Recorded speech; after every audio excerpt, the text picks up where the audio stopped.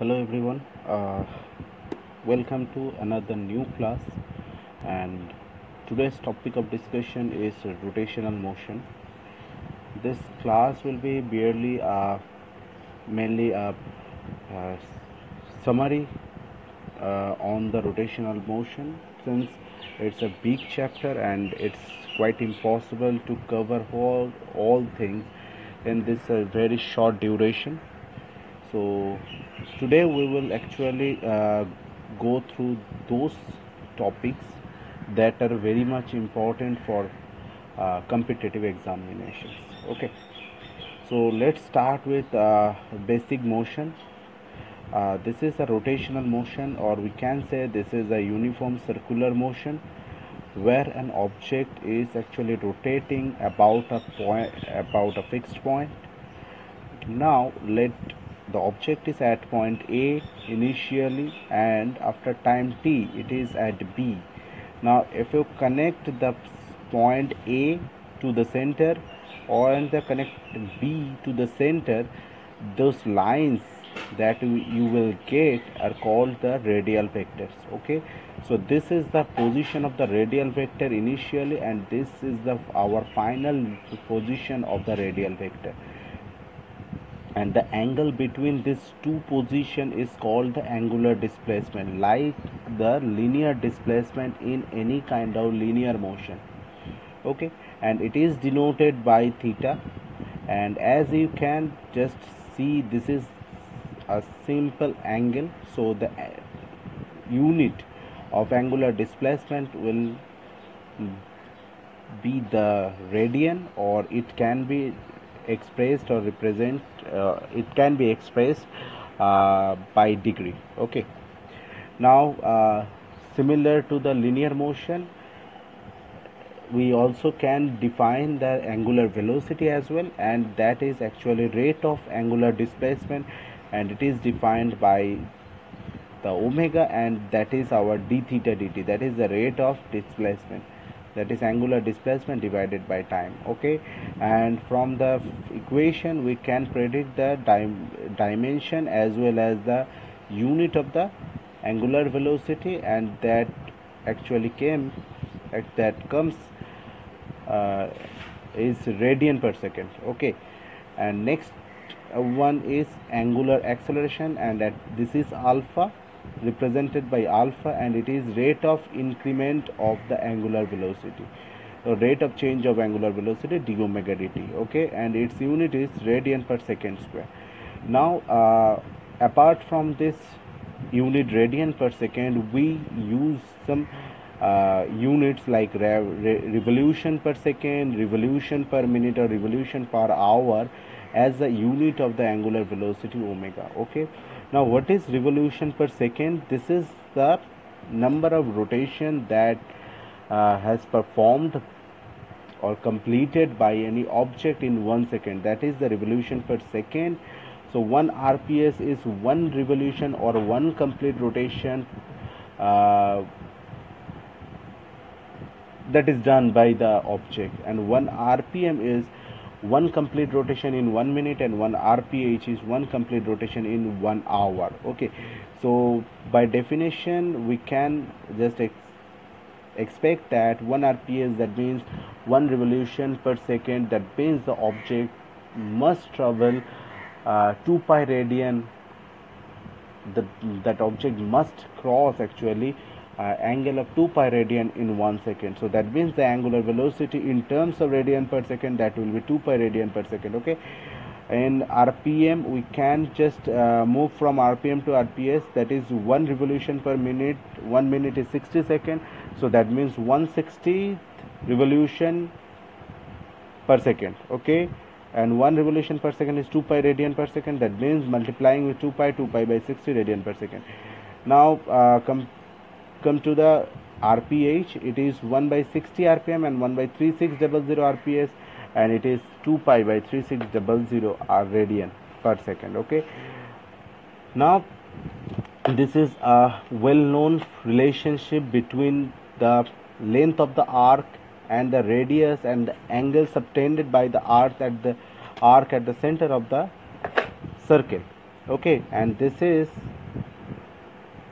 the formula that shows this length of the arc is maybe s, and that actually subtends an angle theta at the center, and the circle has the radius r. So the relation between this angular displacement and linear displacement is s equals to r theta, and it is a simple geometrical formula that we all actually know. So where s is the linear displacement, r is the radius, and the theta is the angular displacement. Now just taking the differentiation with respect to time on the both side of the equation, you will get ds dt on the left hand side and d theta dt on the right hand side, and you will get the relation v equals to r into omega. That is the relation that actually connects the linear velocity with the angular velocity. Okay, now again, by differentiating this equation with respect to t, you will get the relation between a and alpha. Okay, now just discussing these things, one thing just strikes to my mind. There is the vector, the vector that we already read about in the class 11 syllabus, and mainly these vectors we can classify them in mainly two different categories. One is polar vectors, another one is axial vector. What are the polar vectors? Polar vectors are those kind of vectors that can have any direction, like like linear velocity, linear displacement, linear acceleration. The car or the object can displace in any direction. But what is the polar vector? Axial vector? Axial vector are those vectors that only can have two direction. Either it can be in the upward direction along the axis, or it may be in the downward direction along the axis. Okay, so that means these axial vectors can have only two direction, either in the upward direction or towards the downward direction. Okay, and simply this example of the polar vectors are any terms related to the linear motion of the object, and the example for the axial vector are mainly any term related to the circular motion or rotational motion. Okay, now just we want to dive deep into this topic, and you will get some relationship, that is v equals to omega into r, and this relationship is actually the vector where it suggests that v vector is actually omega cross r vector. Okay, and similarly a vector is actually alpha cross r vector. Okay, now just take a simple example of our rigid body. This one is rigid body, and now what is a rigid body? Rigid body is such a type of body where the distance between any 2 points inside the object remains same under any kind of translational motion. Okay, so maybe this one is a rigid body where you just take these 2 points, the distance between these 2 points is maybe d. Now this object got a translational motion, and it reached to this point, where just looking at these 2 points a and b, if you just find out the distance between a and b, that must be same to the distance that was measured previously. Okay, that must be d also. So then then only we can say this body is a rigid body. Okay, so just we got some idea about some terms related to the rotational motion, what is a rigid body. Now just take an example of this kind of rigid body that is rotating about an axis. Okay, now some concept we have to understand. The terms those are related to the rotational motion, like alpha, that is the angular acceleration, or omega, that is the angular velocity, that is fixed for each and every point on the body. okay, that is constant for each and every point on the body. Okay, reason is very simple. Just take an example, fan. Okay, now you just mark uh, 3 to 4 points on the fan blade. Okay, now just turn on the switch and let the fan rotate. Now after certain time, if you just name the points like A, B, C or D, now you can just clearly see that there's all these 4 points actually travels or covers same amount of angles. Okay, or all these 4 points actually rotates by all these 4 points actually rotated by the same amount of angles. Okay, uh, because this is a rigid body. Okay, this is a rigid body, and if it doesn't happen, so maybe let the point A actually is rotated by at an angle of 60 degree. Point B is actually rotated by an angle of 40 degree, or C by an angle of 30 degree, or D by an angle of 10 degree. Then the problem you will clearly understand if you just take those A, B, C, D 4 points on a single line. That means those points are linear points. Then you will figure out what will be the problem. Now those 4 points on the same line, and A has traveled an angle of 60 degree, B has traveled an angle of 40 degree, C has traveled an 30 degree, and D hasn't traveled an angle of 20 degree. That means after the rotation A, B, C, D, these 4 points will not lie on the same line. That means the blade of the fan must break. Okay, and this is the reason that 4 point must rotate by the same angle. Okay, so that's our assumption. That is any term related to the angular motion is actually constant for all the points marked on the object. So I have marked number of points on the object, m1, m2, m3, that are the mass of the particles tagged on the object, and the distance from the axis of rotation r, that r1, r2 and r3 respectively.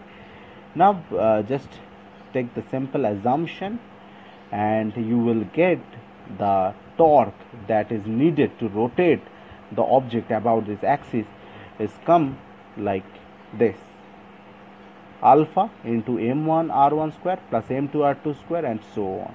And this term can be written as I, and this is called moment of inertia. Okay, now similar derivation that we can perform to find out the kinetic energy of the object, and for that case let we assume that the angular velocity of the object is omega about the axis, and just go through this derivation, a simple derivation. Just find the velocity of the particle m1, then find the velocity of particle m2, just find the kinetic energy of the particle m1, that is eq1 equals to half of m1 v1 square. You will get this value.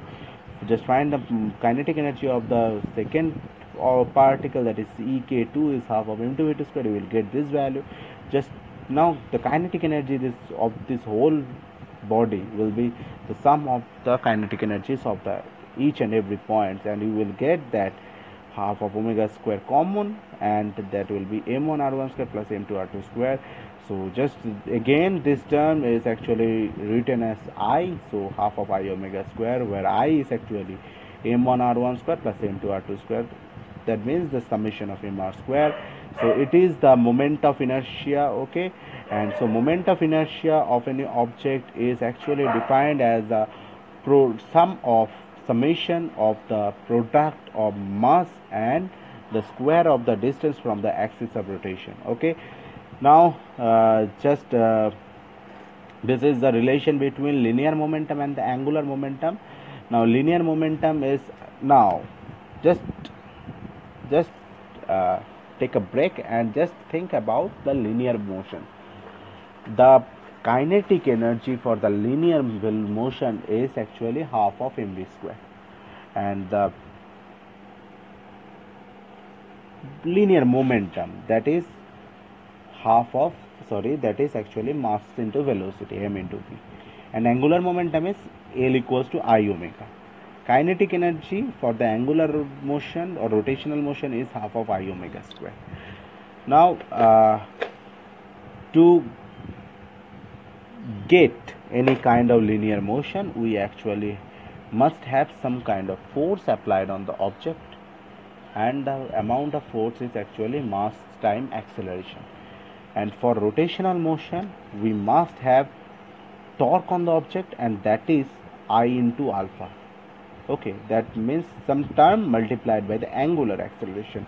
So if you take a similarity analogy with the translational motion, you will get a real direct relationship between, logical relationship, not it's a mathematical relationship between m, that is the mass for the translational motion, and the moment of inertia I in the rotational motion. Okay, so mainly I, that is the moment of inertia, actually has the same role like the mass have in the translational motion. Okay, so next topic is our radius of gyration. Now radius of gyration is defined as the moment of inertia of any object when it is concentrated at some point. Okay, that is, it is concentrated at some point from the axis of rotation such that the moment of inertia of the concentrated object now is exactly equal to the moment of inertia before. Okay, that is the moment of inertia before was I, and now when I just concentrate the object at the point here, so now it must be again I. Okay, but we can find now this distance is let k, so now moment of inertia will be mk square, so k is called the radius of gyration. Okay, now torque on any object is I into alpha. Now if you don't have any torque on the object, so tau is your 0, and just put alpha is d omega dt. Okay, so this is our equation. Now just I is constant, you can actually put the I inside the differentiation, so you will get ddt of I omega, that is dl dt is 0, so that means L is constant. So if torque on any object or any system is 0, that means that angular momentum on the object is conserved. Okay, so this is a short note over the angular rotational motion. Now one thing is that if you have to just go through the moment of inertia, value of moment of inertia for different type of objects like sphere or cylinder or a rod or a disc, but just you have to keep in mind the position of the axis while you just go remembering the moment of inertia. Okay, so moment of inertia depends on the position of the axis. If the position of the axis changes, the moment of inertia of the object will be changed. Okay, so thank you.